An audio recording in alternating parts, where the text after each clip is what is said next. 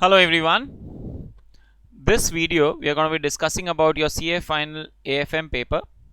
So advanced financial management AFM के paper का pattern क्या है, AFM के पेपर में क्या क्वेश्चन पैटर्न होने वाले हैं, आपका 1.5 दिन का क्या स्ट्रैटेजी होना चाहिए, what should be your strategy in the 3 hours, and the basic do's and don'ts. That's what we are going to be discussing in this video. So all the students appearing for AFM exams, this video is going to be very relevant for you. And before we proceed ahead, don't forget to share it with all your friends, whoever is appearing for AFM examinations in May 24, November 24 or onwards, because the content remains generic and applicable for all of them. Also, more importantly, AFM being amended from SFM in the previous terms, obviously there has been a structural change in the paper pattern, in the chapters, in the content, and accordingly we will discuss all that in this video. So this is going to be very relevant for a lot of students, and I hope we can reach the maximum number of students and help them out for their preparations. सबसे पहले ये समझिए कि SFM to AFM में अब अपने paper का structure क्या है। तो आपको ये पता है कि हमारे पेपर में 30 मार्क्स का एमसीक्यू आने वाला है। 30 मार्क्स का एमसीक्यू यानी सर 100 मार्क का पेपर में से 30 मार्क्स निकल गया, यानी हमारे लिए डिस्क्रिप्टिव क्वेश्चंस वाला पार्ट 70 मार्क्स का होगा। That's the first part. 70 marks में सर क्या ऑप्शंस होने वाले हैं? हाँ जी, 70 मार्क्स में ऑप्शंस होने वाले हैं। सो 30 मार्क्स का एमसीक्यू, उसके अंदर भी किस टाइप का क्वेश्चंस वगैरह होगा, we are going to discuss all that. बहुत डिटेल्ड एग्जॉस्टिव डिस्कशंस करने वाले पेपर पैटर्न को लेके and your preparation strategies in the 1.5 days को लेके। सो 30 मार्क्स के एमसीक्यू के बाद जो 70 मार्क का डिस्क्रिप्टिव पेपर है, वहां 14 मार्क का 5 क्वेश्चन है जो आपको अटेम्प्ट करना है। फर्स्ट क्वेश्चन कंपलसरी है, 4 आउट ऑफ रिमेनिंग 5 है। सो सर कैसे हुआ? फर्स्ट क्वेश्चन कंपलसरी हुआ 14 मार्क्स का, उसके सिवाय बाकी 5 में से 4 क्वेश्चंस आप अटेम्प्ट करेंगे 14 मार्क्स का, तो टोटल 5 क्वेश्चंस आप अटेम्प्ट करेंगे 14 मार्क्स का। 14 into 5 70 marks and 30 marks, that's how you attempt your 100 marks. और अगर मैं टोटल पेपर का बात करूं तो 114 मार्क हो गया, और एक और क्वेश्चन में सब ऑप्शन रहता है, तो अराउंड 116-117 मार्क के आसपास का आपका पेपर आने वाला है। This is the total paper का मार्क्स। अंडरस्टैंड, बहुत डिटेल डिस्कशंस कर रहे हैं एक एक करके। सो हमारे लिए 116-117 मार्क का हमारा टोटल पेपर आएगा, जिसमें से हमें 100 मार्क का पेपर अटेम्प्ट करना होगा। 30 मार्क्स का एमसीक्यू निकल जाएगा, रिमेनिंग मार्क का हमारा डिस्क्रिप्टिव पेपर होगा। अब इस डिस्क्रिप्टिव पेपर में सर प्रैक्टिकल कितना होगा, थ्योरी कितना होगा? सो लुकिंग एट, मैं तो ऑब्वियसली मुझे पेपर नहीं पता, ठीक है ना, एंड ऑब्वियसली मैंने पेपर सेट भी नहीं किया, और बट एक जनरल जो आइडिया एमटीपीज वगैरह को देख के समझ में आ रहा है, इट इज़ वेरी एविडेंट कि भाई 14 मार्क का जो 5 क्वेश्चंस आ रहा है अपने लिए, उनमें से अराउंड 3 या 4 क्वेश्चंस में ऑप्शन एक ना एक थ्योरी क्वेश्चंस रहेगा, 1 या 2 क्वेश्चंस ऐसे होंगे जिसमें थ्योरी नहीं रहेगा। सो टोटल 6 क्वेश्चन है, जिसमें से आप 5 अटेम्प्ट कर रहे हो, तो 3 या 4 क्वेश्चंस में थ्योरी रहेगा और 1 या 2 में थ्योरी नहीं रहेगा। यानी टोटल पेपर में थ्योरी अगर मैं आपको बोलूं तो minimum around 16 marks, maximum around 20 marks के आसपास रहेगा। अराउंड 15 टू 20 मार्क्स का टोटल थ्योरी आपके पेपर में रहेगा। अब अगर आप चाहो तो मिनिमम आपको फिर भी 12 मार्क के आसपास का, 12 से 15 मार्क का थ्योरी अटेम्प्ट करना पड़ेगा, और हो सकता है आप ऊपर में अगर सारे ऑप्शंस वैसे ही सिलेक्ट करो तो अराउंड आपको 20 मार्क का भी थ्योरी अटेम्प्ट करना पड़ सकता है। But let's be very clear कि मुझे थ्योरी अटेम्प्ट करना पड़ेगा। I will not have an option to attempt 100 marks का न्यूमेरिकल्स ओनली, ठीक है। सो थ्योरी कहां से करें, क्या क्या करें, we slowly moving ahead towards it. लेकिन हमें अपने पेपर के पैटर्न का ब्रेकअप मिल रहा है। सर 30 मार्क्स का एमसीक्यू आ गया हमारे लिए अप्रोक्सीमेटली 20 मार्क्स का 15 से 20 मार्क का है अप्रोक्सीमेटली। चलो हम एवरेज में 16-17 मार्क पकड़ लेते हैं, तो हमारे लिए थ्योरी हो गया, एंड रिमेनिंग अप्रोक्सीमेटली 70 मार्क्स का हमारा न्यूमेरिकल्स हो गया। That's what our paper pattern is gonna be like, ठीक है। तो 30 मार्क्स, 16-17 मार्क, एंड क्योंकि 116-17 मार्क का मैंने पेपर बताया आपको टोटल पेपर, तो 30 अबाउट 16 टू 17 मार्क्स एवरेज पकड़ो, 15 से 20 है क्योंकि, एंड अप्रोक्सीमेटली 70 मार्क का numericals. This is what it is. Sir MCQ में क्या रहेगा? सो एमसीक्यू के अंदर अब एक पार्ट को लेके चलते हैं। सो एमसीक्यू के अंदर सबसे पहला चीज ये समझो कि एमसीक्यू का मेजर पार्ट न्यूमेरिकल्स ही रहेगा। हम अपने क्लासेस में जो सम्स आपको करवाते हैं, the ones who studied for me know very very well कि हम आपको बहुत एग्जॉस्टिव प्रैक्टिस करवाते हैं. We have done almost 1300 1400 sums in class. Imagine 1300 1400 sums in class. We have done more than last 15 years का RTP MTP is all, including all May 24 तक, 2010 से लेके 2024 तक 15 साल 30 20 25 आरटीपी सब किया है हमने, आरटीपी एमटीपी. एंड इसके सिवाय जितने पास्ट पेपर्स के क्वेश्चंस वगैरह हो गए, आईसीआई मैट के क्वेश्चंस हो गए, वो सब कॉम्प्रिहेंसिवली अपने मैट में इनकॉर्पोरेटेड. और ये नहीं है कि हमने आपको वो होमवर्क में देके छोड़ दिया, वो सब हमने क्लास में कवर किया है. सो जितना कॉम्प्रिहेंसिव प्रैक्टिस हम कर चुके हैं, उसके बाद नया कुछ मिलना तो आप समझते हैं. लेकिन फिर भी एक दो, there is nothing that is not possible. so obviously कुछ न्यू वेराइटीज आ सकता है, न्यू कॉन्सेप्ट तो आ ही नहीं सकता, बिकॉज हमने comprehensively syllabus, ICAI mat and past varieties cover कर लिया है अपने क्लासेस में.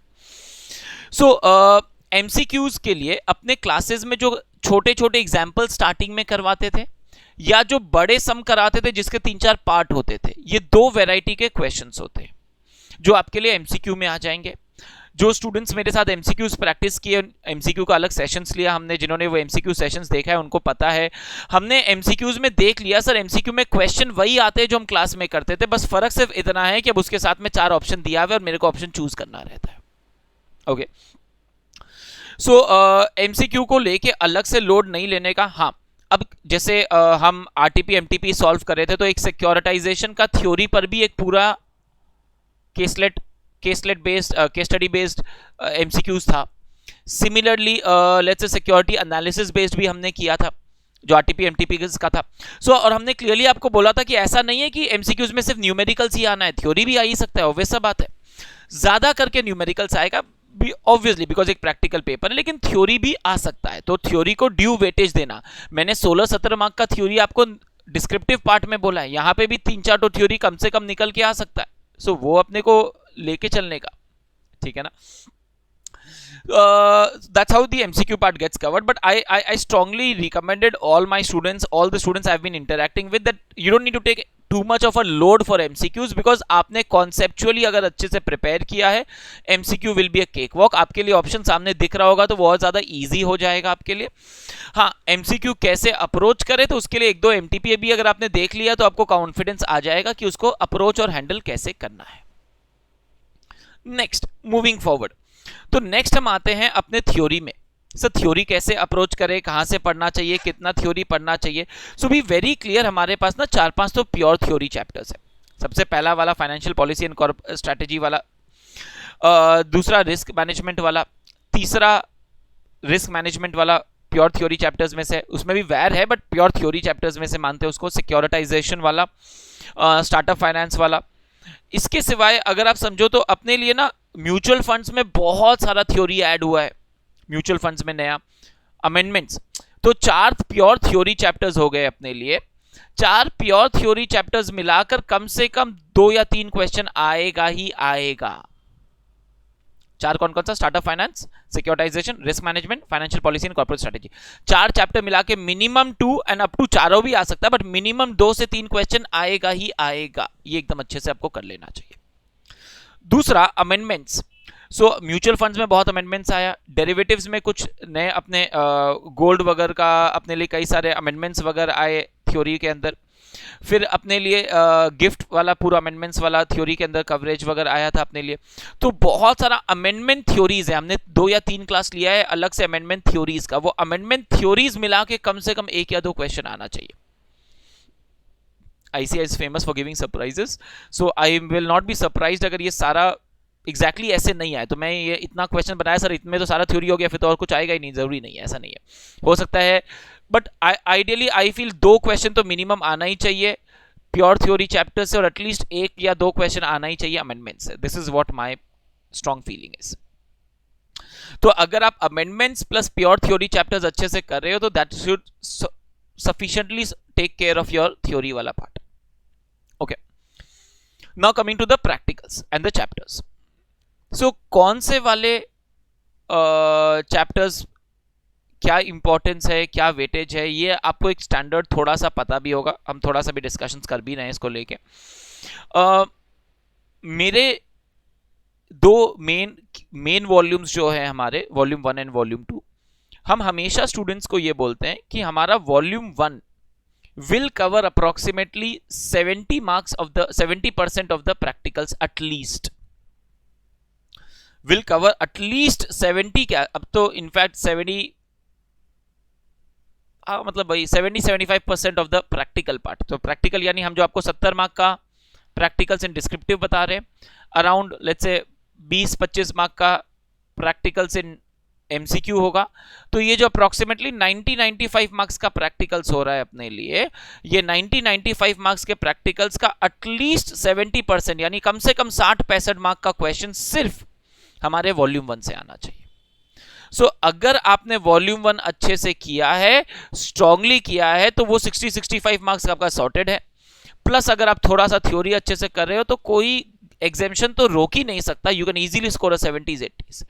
ऑब्वियसली आपने पूरा सिलेबस किया है, क्लासेस पूरा किया है, तो वॉल्यूम 2 कुछ भी अटेम्प्ट कर रहे होंगे तो 80-85 तो स्ट्रांगली स्कोर कर पाना चाहिए आप लोगों को, खास करके ये फर्स्ट टर्म है एएफएम का। तो सर आपके वॉल्यूम 1 में क्या क्या चैप्टर्स कवर होता है? सर मैंने आपकी क्लासेस नहीं ली थी, मुझे कम से कम इतना बता दो। Okay, I am telling you all that. So हमारे लिए security analysis, security valuation, valuation में बॉन्ड, इक्विटीज, हाइब्रिड सारा कवर होता है। Portfolio, mutual funds, corporate valuation या बिजनेस वैल्यूएशन जो बोलते हैं, एमएनए, ये पूरा अपना वॉल्यूम 1 वाला पार्ट होता है। Security analysis, security valuation, equity bond hybrid, portfolio, mutual funds, business valuation या कॉर्पोरेट वैल्यूएशन जो बोलते हैं, एमएनएस, ये पूरा पार्ट अपना कम से कम, सर बचा ही क्या, अरे बचा है ना 4 बड़े बड़े महारथी, foreign exchange, international financial management, derivatives and interest rate risk management. तो ये लोगों को बहुत स्ट्रेस देता है। और टेक्निकली वैर भी, सर वैर तो 1-2 सम है बुक में, अरे बुक में 1-2 सम है, हमने क्लास में 15-20 सम करवा डाला। बुक में 1-2 सम है मतलब आएगा, आ सकता है, और अगर आ सकता है तो हम तो कॉम्प्रिहेंसिव प्रिपरेशन कराते हैं, हमने वैर में 15-20 सम करवा डाला बच्चों को। That's the level of comprehensive preparations we have done in classes. So ideally volume 1 will cover approximately around 65 marks अगर आप अच्छे से वो कर रहे हो and theory कर रहे हो तो definitely 70s-80s is what you're targeting. And अगर आपने अच्छे से classes किया, एक बार भी रिविजन अच्छे से किया हुआ है, you should be able to score very very well. That's what I strongly believe in.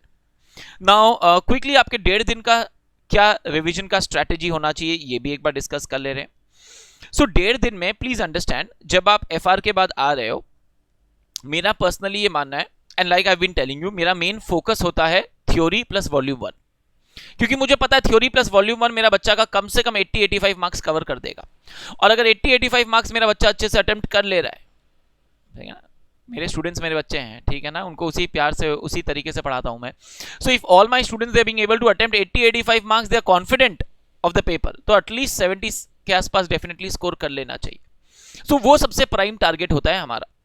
जब आप एग्जाम हॉल से आते हो एफआर से, तो मेरे को लगता है थोड़ा सा एफआर जैसा भी जाए, ऑब्वियसली बी पॉजिटिव अच्छा जा रहा होगा, बट हम बोल रहे हैं जैसे ही एग्जाम हॉल से आते हो डेफिनेटली पेपर तो नहीं निकालना बैग से, एकदम भी नहीं देखना एफआर का पेपर में, बिकॉज न्यूमेरिकल से 1-2 आंसर थोड़ा सा फिगर इधर उधर हो गया ना, बेकार का लोड आ जाएगा माइंड में, देखना ही नहीं है, बैग से मत निकालना उसको। हाँ आपको बोल रहा है, एकदम भी नहीं, बैग के अंदर लास्ट एग्जाम के बाद निकालिएगा प्लीज। और वो गलती से जब एक्स्ट्रा टाइम मिल जाए ना, बीच में 2-3 जो एक्स्ट्रा है, उसमें तो सोचना भी मत, अच्छा अभी 2 दिन खाली एक बार देख लेते, नहीं बेकार का लोड आ जाएगा ऑडिट में। So ideally what you should be doing is, जब आप एफआर के बाद एएफएम शुरू करोगे तो सबसे पहले मुझे ऐसा लगता है security analysis and security valuation बहुत ईजी पार्ट है।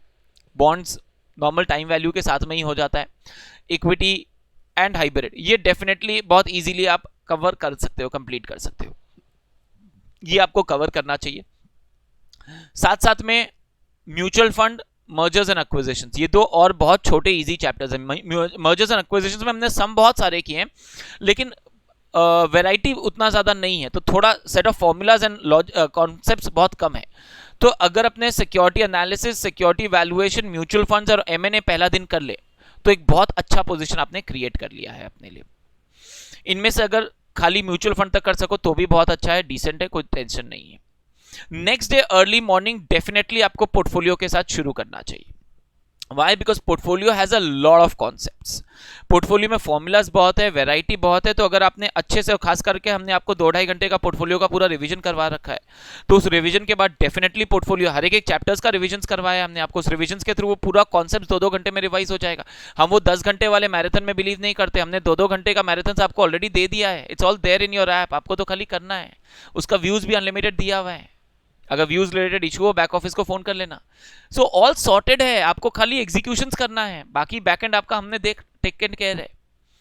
So next day morning fresh mind portfolio से आप शुरू करोगे, पोर्टफोलियो कंप्लीट करोगे, बिजनेस वैल्यूएशन, और अगर स्पिल ओवर में मर्जर आया तो वो करके पूरा वॉल्यूम 1 कंप्लीट आपका।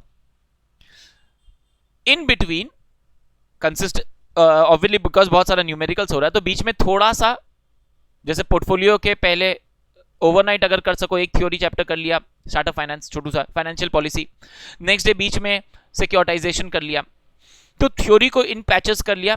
एडवांस्ड कैपिटल बजटिंग क्योंकि अमेंडमेंट होकर आया हुआ है, एसएफएम में नहीं था, तो डेफिनेटली 2024 में नवंबर में एक्सपेक्टेड होगा आने का। So you should definitely take care and do it properly. हमने बहुत वेराइटी ऑफ सम्स कवर कर रखा है, उसको साथ में कंप्लीट कर लो। एंड लास्ट में एंड ऑफ द डे में आई विल सजेस्ट फॉरेक्स पूरा, क्योंकि फॉरेक्स में फॉर्मूलाज बहुत ज्यादा नहीं आता अपने लिए, इनिशियल सेट ऑफ फॉर्मूलाज वगैरह हो गया अपने लिए, उसके बाद ऑटोमेटिक कैंसिलेशंस वगैरह अच्छे से देख लेना है, उसका खास करके ध्यान रखना है। Cancellation before after, extension before after, वो पूरा ऑटोमेटिक कैंसिलेशन, वो पूरा अच्छे से एक सेट अपने को कवर कर लेना है। फिर अपना पीपीपी आईआरपी पूरा करके, फिशर करके, लास्ट में बेसिक्स नोस्त्रो वोस्त्रो वाला पार्ट अपने किए थे, और लास्ट के अंदर जो डेरिवेटिव बेस्ड अपने जो फॉरेक्स करते हैं वो करके कंप्लीट कर लो। एग्जाम वाला मॉर्निंग तक या उस दिन शाम को अपने पास टाइम बचा तो इंटरनेशनल फाइनेंशियल मैनेजमेंट करेंगे, इंटरेस्ट रेट रिस्क मैनेजमेंट करेंगे, डेरिवेटिव्स में फ्यूचर्स एंड ऑप्शंस तक, ऑप्शन वैल्यूएशन के पहले तक तो डेफिनेटली बहुत इजी है। Option valuation and let's say interest rate risk management थोड़ा लोड दे सकता है कुछ लोगों को। वापस I feel that is very, it's not that it's very difficult, but कई लोगों को ब्लैक स्कोल्स वगैरह में डिफिकल्ट होती है, और हमने तो क्लास में 10 ब्लैक स्कोल्स किया, हमें तो एकदम हैबिट में आ गया था कि सीधा सर वैल्यूएशंस का 4 फॉर्मूला डालना है, C0 का फॉर्मूला डाला, D1 D2 ND1 ND2 और सॉल्व कर डाला, ठीक है ना। तो if you are comfortable with the formulas it should not be too much of a load. Binomial है, delta hedging, replicated portfolio, sums अपना मार्क किया हुआ होगा, फॉर्मूला शीट्स अपने हाथ में होगा, बट अगर आप इसके पहले वाला कवरेज देखो तो that will definitely be covering at least 95 to 100 marks of the paper. तो अगर ऑप्शन कंसिडर करते हुए अटेम्प्ट भी करना पड़ा तो मैक्सिमम 5 मार्क्स अपने लिए वो रिस्क जोन में रह रहा होगा, उससे ज्यादा रिस्क जोन में नहीं रहेगा। एंड आई थिंक मेरा हमेशा से ये मानना रहा है कि जो भी टॉपिक आपको सबसे हैवी लगता है उसको लास्ट में रखो, एग्जाम के पहले 2 घंटा पहले उठाओ, गल्प एंड वॉमिट स्ट्रेटेजी लगा दो। गल्प एंड वॉमिट एग्जाम के पहले बस अच्छे से देख कर जाओ, एग्जाम में आ गया तो कर डालेंगे। और जो एकदम फ्रेश देखा हुआ रहता है ना वो स्टिक भी कर जाता है माइंड में और वो निकल जाएगा उसी तरीके से। एग्जाम हॉल में अटेम्प्ट करते टाइम डेफिनेटली एमसीक्यू से शुरू नहीं करना चाहिए, डेफिनेटली नॉट। ये मेरा पर्सनल बिलीफ है। सर क्यों? मेरे को लगता है ना एमसीक्यूज में कई बार टाइम लगता है, और एमसीक्यूज के चक्कर में कई बार क्या होगा ना, टाइम लग जाएगा तो बेकार का डिस्क्रिप्टिव वगैरह में पीछे बैकलॉग हो जाएगा, पैनिक कर जाएंगे। तो मैं ये हमेशा मानता हूं डिस्क्रिप्टिव पेपर का 1 या 2 क्वेश्चन देख लो जो आपने पूरा कॉन्फिडेंटली अच्छे से अटेम्प्ट कर सकते हैं, और वो वाला क्वेश्चन से शुरू करो। At least finish may be 1-2, ideally 2 14 mark खत्म कर लो। क्वेश्चन नंबर 1 अगर कंपलसरी है तो अगर मैं एज एन एग्जामिनर हूं तो मुझे अगर कुछ ट्रिकी क्वेश्चन डालना होगा तो मैं डेफिनेटली क्वेश्चन नंबर 1 में डालना चाहूंगा। और अगर मैंने पेपर देखा और उसके अंदर मुझे कुछ ट्रिकी मिल गया जो मुझे नहीं आता तो पैनिक बटन शुरू हो जाएगा। It's all about the mindset with which you enter the examination hall. I always tell my students. So मेरा हर बच्चा को पता होता है कि सर मुझे फर्स्ट क्वेश्चन देखना ही नहीं, जब पेपर मिलेगा मैं पेपर ऐसे देख रहा हूं, I am not even looking at the first question, because in the examination hall the tone of the paper is very important. So when you're writing exam answers, your first answer has to be your best answer, but you don't have to write only one answer. So which is why it's very important that you write your first answer well, you write it with good handwriting, and at the same time you're able to move with a good speed. तो अगर याद है, अच्छा topic है, जो आता है अच्छे से फटाफट कर रहे होंगे तो हाथ भी चलेगा, हैंडराइटिंग ध्यान रख रहे होंगे, एंड करेक्ट कर लिया, एक बार पहला दूसरा क्वेश्चन अटेम्प्ट कर लिया, उसके बाद एमसीक्यू में चले जाएंगे, क्योंकि फ्लो में आ गए, अब मोमेंटम आ गया, बिल्डअप हो गया। एमसीक्यू क्योंकि स्कोरिंग एरिया उसको लास्ट के लिए भी नहीं रखना चाहिए, ठीक है ना। So that is what you should be doing. एक क्वेश्चन का 2 या 3 पार्ट होता है, जनरली 3 पार्ट रहेगा, अगर 3 पार्ट है कई बार 2 पार्ट भी हो सकता है, चाहे 1 पार्ट हो चाहे 2 पार्ट हो, एक क्वेश्चन का सारा पार्ट एक साथ होना चाहिए एंड आइडियली सेम ऑर्डर में भी होना चाहिए, यानी ऐसा नहीं कि 2B फिर 2A फिर 2C, नहीं 2A 2B 2C। सर ये सब फाइनल का बच्चा है, पता होता है, कुछ पता नहीं होता है, हम सारा आंसर शीट देखा है आप लोग का, अभी बोल रहे पता होता है, बाद में हमको पता है यही सब गलती करता है। 2A 2B 2C in the order एक साथ होना चाहिए। अगर 2A बीच में छोड़ना है तो उसके लिए 3 पन्ना छोड़ दो, एक पन्ना एक्स्ट्रा छोड़ दो, बाद में कवर अप कर लेंगे, लेकिन डेफिनेटली ऐसा नहीं कि 2B कर रहा है फिर 2A कर रहा है फिर 2C, वो नहीं करना, जहां काटना पड़ गया बाद में करना, ठीक है, that is unavoidable, but otherwise try and do all the parts together. Next, attempt करते टाइम कैलकुलेशंस का ध्यान रखना है, कैलकुलेटर पे हाथ सेट रखिए अपना, जीटी वगैरह का कैलकुलेशंस वगैरह में खास करके छोटा सिली एरर्स वगैरह की वजह से पूरा सम गड़बड़ हो सकता है। स्टेप मार्किंग्स होगा डेफिनेटली, डिस्क्रिप्टिव क्वेश्चंस में स्टेप मार्किंग होगा, बट फिर भी आपको थोड़ा सा केयरफुल रहना चाहिए, प्रॉपर स्टेटमेंट्स वगैरह लिखना है, don't jump to see the figure final figures, ये सब नहीं करना है। क्लास में आप लोग शॉर्टकट में कर लेते हो लेकिन वो नहीं चलेगा, प्रॉपर एक्सप्लेनेशंस प्रॉपर स्टेटमेंट्स लिखना is important in your presentations. Answer आना और आंसर प्रॉपरली प्रेजेंट करके आना, दोनों में फर्क है, तो आपको आना चाहिए और आपको ढंग से प्रेजेंट करके भी आना चाहिए। that's what we are trying to say you here।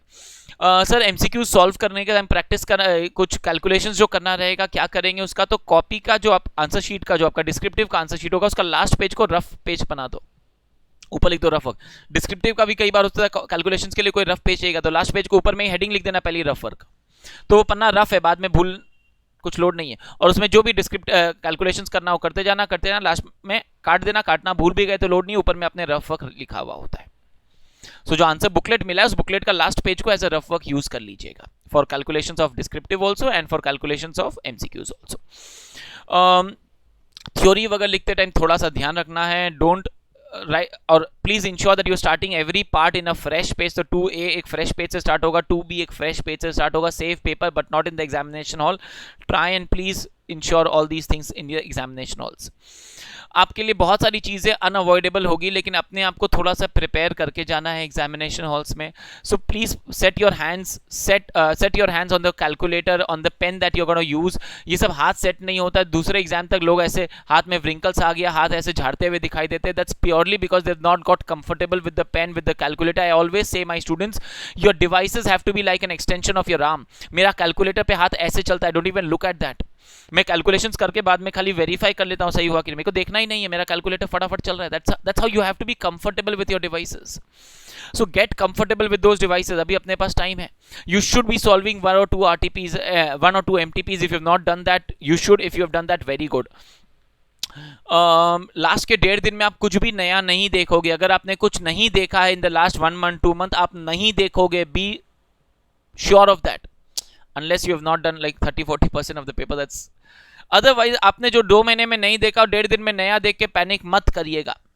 मैं हमेशा स्टूडेंट्स को बोलता हूं एग्जाम हॉल में जाते हुए 2 टाइप के प्राणी होते हैं। There are some people who we call creatures, उन्हें इंसान नहीं बुलाते। ये एग्जाम हॉल में जाते हुए ये क्रीचर्स आपके सामने आते हैं और इनका ऑब्जेक्टिव सिर्फ इतना होता है कि आपको आते जाते हुए बोलते हैं अरे तुम ये नहीं पढ़ के आया, ये तो एक्स वाई और जेड बोला था, बहुत इंपॉर्टेंट है। मेरे लाइफ में भी ना ऐसे क्रीचर्स आते थे। I was from a CBSE board and मेरे को तब से हैबिट पड़ा हुआ था कि जब भी मेरे को कोई आके बोलता था ना अरे यार तुम ये नहीं पढ़कर आया, तो CBSE बोर्ड में क्या होता था 3 सेट ऑफ क्वेश्चन पेपर्स आते थे। हम हमेशा उसको बोलता था देख मेरे सेट में नहीं आएगा, हम नहीं पढ़ा, तेरा में आएगा, तू पढ़। It's about entering the examination hall with the right mindset. मेरे को कॉन्फिडेंटली एंटर करना है एग्जाम हॉल में, दैट्स वेरी वेरी इंपॉर्टेंट। क्योंकि अगर आप कॉन्फिडेंट होते हो ना तो पूरी कायनात आपको मिलाने में लग जाती है। सो अगर अगर अगर आप कॉन्फिडेंट होते तो जो चीज आपने 1.5 दिन में नहीं भी किया ना उसका फॉर्मूला याद आ जाता, क्लिक कर जाता और आप राइट करके आ जाते हो। और अगर कॉन्फिडेंस डगमगाया हुआ होता ना सर, घुसने एग्जाम हॉल में घुसने के पहले देखा था sir, left hand side page में था, बॉटम में था सर, ये वाला फॉर्मूला था, फॉर्मूला याद नहीं आता है सर, होता है ना। तो it's all about the confidence with which you are entering the examination halls. वो कॉन्फिडेंस बना के रखना एग्जाम हॉल में, that's very very important for us. So please ensure कि आप अननेसेसरी कुछ नया नहीं देखोगे 1.5 दिन में। कॉन्फिडेंस के साथ एग्जाम हॉल में एंटर करना अपने लिए बहुत जरूरी है। जब आप एग्जाम हॉल से निकलते ही क्रीचर्स आपके लाइफ में वापस आते हैं, बाय द वे उसका काम सिर्फ यही होता है, निकलते निकलते आपको बोल देता है अरे मेरा आंसर ना 2B का 4500 आया था। अब आप पूरा रास्ता रिकंसिलिएशन स्टेटमेंट बनाते हो कि आपका 5400 कैसे आया और उसका 4500 कैसे आया। Stay away from such creatures. And by the way अगर आप ऐसे क्रीचर है तो सुधर जाइए please. Okay, so ideally you should try an exam hall से निकलते टाइम हम तो स्टूडेंट्स को बोलता है हमारा revision audios plug in your earphones and listen to the audios. घर आते आते पूरा रिवाइज हो जाएगा, या कुछ नहीं तो फेवरेट गाना सुन लो, रिफ्रेश हो जाएगा, but away from the creatures at least. Okay, that's how you have to give in your 100%. I always tell my students, please don't try to compare with वो क्या पढ़ रहा है वो क्या पढ़ रहा है। Try to give in your 100%. अगर आपने अपना 100% दिया है, there is nothing that stops you from clearing the exams with flying colors, but you have to give in your 100%. That's what your target should be. बाकी I'm sure with the effort that you've already put in, SKC students, non-SKC students, I am sure you're going to come out with flying colors and you will have a lot of stories to share of success with us. SKC students can contact me on WhatsApp, SMS, call me. Even other students, you're always free to call me and connect with us, or you can always reply to us on the comment section for these videos, on this video, and let us know. But our best wishes for all of you. All the best. I hope this video is of help to everyone who's appearing for AFM examination. So please give in your 100%. And one more thing, please set your eating and sleeping habits correct. Okay, this is another thing very important that I keep telling students कि exam के 15 दिन 1 महीना पहले से अपना body clock set करो। छुट्टियों में पढ़ते पढ़ते, घर में बैठ के पढ़ते पढ़ते फाइनल का बच्चा धीरे धीरे क्या होता है, सुबह 6 बजे तक पढ़ाई कर रहा है, 6 से 12 सो रहा है, उसके बाद एक अलग ही बॉडी क्लॉक चल रहा होता है उसका, ठीक है ना, या दोपहर में सो रहा होता है, और फिर क्या होता है जब आप एग्जाम हॉल में जाते हो एक अलग ही बॉडी क्लॉक चल रहा होता है। So lot of people get into a habit of having their breakfast at 11 o'clock, lunch at 3 o'clock। No, exam आपका 2 बजे से शुरू होता है, 1:45 रीडिंग टाइम, आपको लेट्स से 1:30 तक एग्जाम हॉल में 1:15 तक एग्जाम हॉल पहुंचना है, यानी आपको 12:30 तक घर से निकलना होगा। लेट्स से 12 सवा 12 आपको ब्रेकफास्ट लंच करना है, यानी 9 बजे ब्रेकफास्ट करना होगा। अब प्रॉब्लम क्या है, 12 बजे लंच भाता नहीं है, 3 बजे लंच मिलता नहीं है, और फिर एग्जाम हॉल में दिमाग से ज्यादा पेट चलना शुरू हो जाते हैं। यू नो, आई नो सब प्रैक्टिकल पॉइंट्स है। आपको लग रहा है सर ये सबसे क्या फर्क पड़ता है, ये सबसे मेरे कंसंट्रेशन में फर्क पड़ता है। Sir this is CA finals, this is the most important examination and this is the examination, one of the hardest examination that I have given till now. तो उसके लिए उतना एफर्ट डाल यार, थोड़ा सा एक्स्ट्रा मेहनत करते हैं, let's do it. So give it your 100%. These little things are going to make a lot of difference for your ultimate final preparations for your final examinations. Make it a habit that मैं 9 बजे breakfast करूंगा, 12 बजे lunch करूंगा, फिर सीधा 5 बजे खाऊंगा। आपके बॉडी को भी 5 घंटा भूखा रहने का हैबिट होना चाहिए। आपका body is as stubborn as you are. तभी आप लाइक शेयर कमेंट नहीं कर रहे होंगे, अगर नहीं है तो कर रहे होंगे। So ideally, if you've been listening to me for almost a half an hour, I'm sure you're finding this video relevant. So thank you for listening and continuing on. But the idea is, please set your eating and sleeping habits right. खास करके जो लोग 2 से 5 वाले slot के अंदर, you have to make it a habit कि हम चेयर टेबल पे बैठ के पढ़ाई करेगा। क्योंकि जब आप गद्दे पे बैठ के पढ़ाई करना शुरू करते हो तो कौन से पोस्टर से शुरू करते हो, कौन से पोस्टर में एंड करते हो, यू नो, आई नो। से मेक इट अ हैबिट कि 2 से 5 हम चेयर टेबल पे बैठ के पढ़ाई करेगा, कंसंट्रेशन के साथ पढ़ाई करेगा, 9 बजे ब्रेकफास्ट, 12 बजे लंच, और फिर सीधा 5 बजे खाएगा। ये सब बहुत छोटी छोटी चीजें हैं, इन सबसे मेरे कंसंट्रेशन में फर्क पड़ता है, इनसे मेरे फाइनल परफॉर्मेंस में फर्क पड़ता है। I always suggest my students to carry a piece of chocolate with them. Chocolate is a great destresser. लोग बोलते सर चॉकलेट एग्जाम में are we allowed to eat? कौन बोल रहा है अनाउंस करके खाने को यार? Just have a gulp of it and get over with it. The worst cases अगर एग्जामिनर देख भी दिया तो उसको बोल देना सर नहीं पता था, कल से नहीं खाऊंगा। But 1 minute, don't carry a noisy wrapper that you unwrap and everybody starts looking around what is happening, and the best part is बगल वाला बोलता है एक मेरे को भी देना। okay, and lot of people ask me sir examiner को क्या बोलेंगे? अरे हर बार एक नया एग्जामिनर आएगा, उसको सेम स्टोरी सुना कर आ जाइएगा। It's about getting prepared for the final examinations.